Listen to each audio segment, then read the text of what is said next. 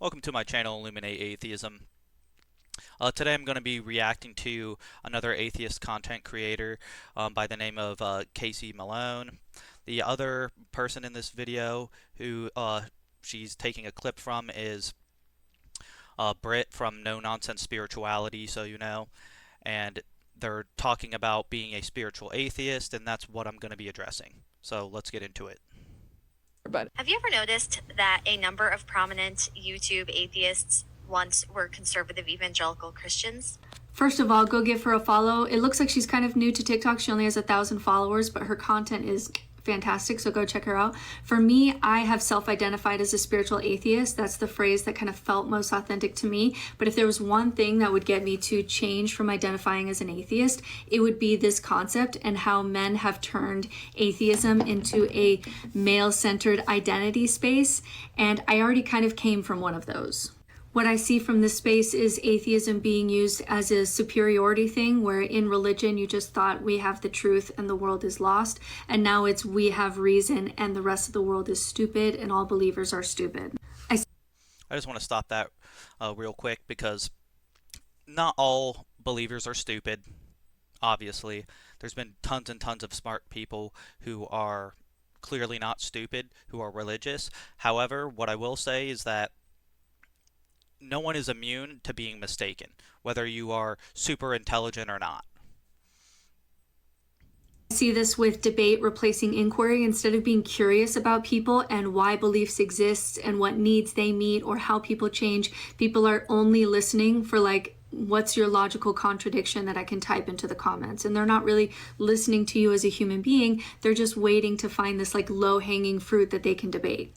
Science becomes this savior narrative. Certain writers and scientists and podcasters can become prophets in this space where we all kind of repeat the same narratives from them to each other. And the one that I combat most with atheists is just an allergy to anything under the umbrella of spirituality, even when I can show you measurable human experiences. Okay, I feel like that's a mischaracterization there, saying that scientists can be viewed as like prophets in this space. Because the reason people are listening to scientists who are also atheists is because of the fact that they're coming with actual data and facts and things that are measurable and real. So that doesn't make them a prophet, because the thing with a prophet is that they're just claiming to have some inside information that other people don't have access to, that they get to communicate with God and then they relay that to other people. That's not what scientists are doing. Like, you can go look up the data for yourself and find the experiments and find tons and tons and tons of data corroborating whatever single thing you want to look up. So it's not the same thing. In awe and ritual and self-transcendence and morality and all these things that I can show you the science of. If it is in the spiritual space, they'll just kind of throw it away.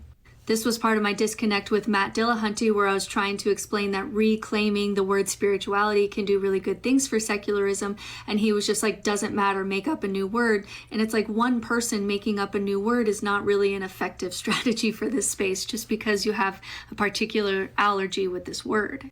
I think there's a lack of vulnerability and empathy in this space. When I talk about how hard it was for me to leave religion, there's no compassion for that from atheists.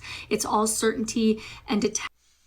I actually watched Matt Dillahunty's video reacting to what she was saying about being spiritual, and she's probably about to say it here in a second. We'll see. But she was describing like feelings of like awe and wonder and different types of like kind of emotional experiences that people have, and that seems to just be psychological. So we have psychology to describe these things. So I don't understand why we'd be needing the term spiritual for this, but I'll let her continue. Attachment and this kind of verbal aggression, and we've forgotten about vulnerability and actually just talking to each other about what it means to be human. They sometimes refuse to make bridges with religious people and just expect everyone to become secular tomorrow, which is kind of like a utopia kind of thing that's not even possible, instead of working with religion, because religion's going to continue to exist. There's such an emphasis. I don't think they're expecting people to just become secular tomorrow. most of the people who are doing content in this space realize that it wasn't just like a flip of the switch, even for them to become an atheist, coming from like Christianity or Islam, Judaism, or whatever religion. So I don't see that as being an actual thing. It just seems made up to me, but okay. On deconstruction, because deconstruction is where you get to feel smarter than everyone else and better than everyone else, and reconstruction is really hard. And so there's a lot of times where people are spending a few years in atheism where they're consuming all the atheist debates, and then nothing new is happening. Like you're still just doing the same thing 10, 20 years later with the same podcast, and it's like eventually you just got to move on. Where if you say the wrong thing, you're kind of like excommunicated from atheism. And women are leaving these spaces, especially in the atheist YouTube space, because atheism is becoming really attractive to men who lost religious certainty, but still want a clear enemy, a hierarchy, a mission, heroes, some kind of moral superiority, a total explanation, and a community based on an identity of you being right. And so it's leaving Christianity, but it's preserving all of the patriarchal psychological architecture. And women are just like not. This just seems made up. I'm not even going to lie about it. It just seems made up. Like, there is nothing about atheism that establishes any type of like patriarchy. There's just not. There's no doctrine that is establishing patriarchy. What's really happening, I think, is patriarchy exists in our culture and society. Specifically, I live in the US, and that is promoted especially by the dominant religion, Christianity. So yes, that way of thinking can kind of, I think, push its way into um, atheism, because of the fact that like not everybody has fully like turned off that mode of thinking after leaving the religion. However, atheism itself is not in any way establishing any kind of patriarchy. They're just over it. I also see this competition in the atheist space between men who just want to outcompete each other in who can be the most logical robot, instead of being a full human who is relational and vulnerable and emotionally honest and humble and capable of living without superiority and curious. And there's just this competition there. So I can show someone the science of something like rituals, and they still can't get themselves to get involved because they'll be afraid that other people will see them as not a logical robot. And it's specifically straight, white, ex-fundamentalist Christian men who are really taking over the atheist space. For more on this topic, I grew up Roman Catholic, so I don't really fit that exact mold that they're talking about, but like I do kind of know what they're talking about when it comes to like people in the atheist space who are trying to be the like most logical, and essentially are we have some like egos clashing there. Like I can see a little bit of that being the case, but I also don't know that that's super popular or is something that's like necessarily regularly occurring. I recommend Brittany Simon. All you have to know about her is she's an autistic philosophical girly, and she is one of my girl crushes. I'm absolutely obsessed with her brain. We have had one conversation together, but she did this YouTube video on why atheist men are struggling with the concept of spirituality and how they're getting stuck in the identity of atheism. I thought it was a fantastic take. So I love that that kind of backed up everything. I just want to stop there real quick because like I don't think men are struggling with the concept. I just don't think the concept really makes much sense. If you're just using it to describe like ritualistic types of behaviors, just like, yeah, I don't know too many people who are denying the fact that those have like obvious utility. But to act like it's not a concern that the term spiritual is also used by people who believe in actual spirits, or it's used to describe things that are supernatural that can't be proven. Like, yeah, that's an obvious concern, and I don't really see the need to use the term. Like, it just seems like you're kind of using it because this is the way to fit in this space, which is fine. You can do that, but like, I also have every right to reject that term. It doesn't mean I'm allergic to it.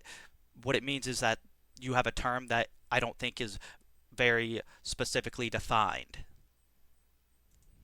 thing I've been saying. I think it's a good example of like what I'm getting in the comments all the time. Like you can look in my comments and I'm still constantly getting pushback from calling myself like a spiritual atheist or having any room for any kind of nuance outside of specifically hardlined dogmatic atheism.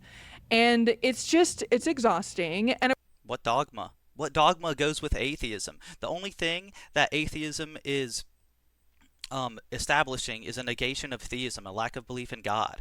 I don't know what dogma is trying to be presented here as though it's atheist, but like it just seems like a huge misrepresentation of what atheism is at its base.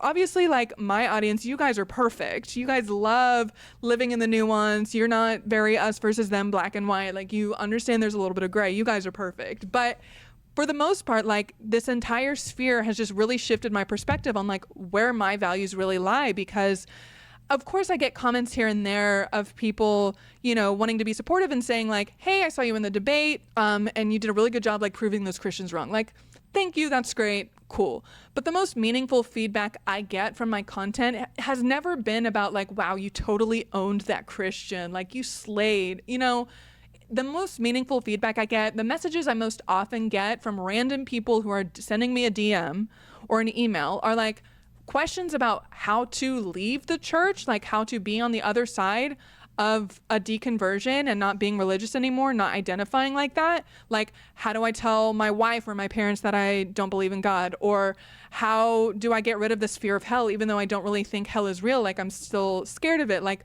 very real and raw questions. Or support in the form of, and I love these messages, like, hey, you have helped me so much believe that life.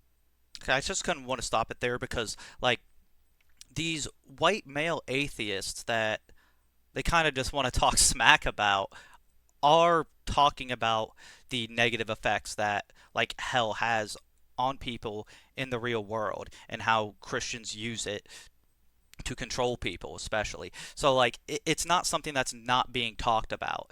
And it's so I don't see how it is that all these white male atheists are just trying to be the most logical robots and not be human. Like, the reason that a lot of these dudes are doing this is because they have a passion for it and because they actually do care about people. But yeah, I'm just gonna hurry up and finish this out. Life can be okay outside of the church because what I'm really trying to do here is not, and you guys have heard me say this, like I'm done like trying to disprove the Bible. I don't need to find all the contradictions in scripture and prove that the God of the Bible was genocidal and patriarchal and all of these things that I'm just not interested in. Like that's being done. Yeah, and that's valid. You don't have to go out of your way to do that, and you're not obligated to do that.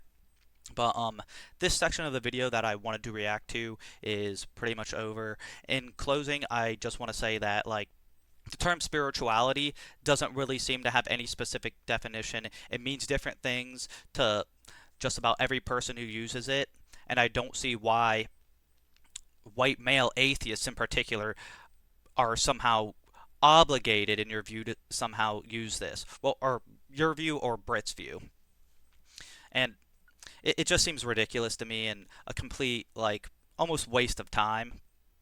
Because we can have conversations about feeling awe and wonder and different things and using ritualistic behaviors to benefit people in their lives and have it be about the psychology and sociology of those things rather than making up terms that come with a lot of, like, woo kind of baggage. See ya.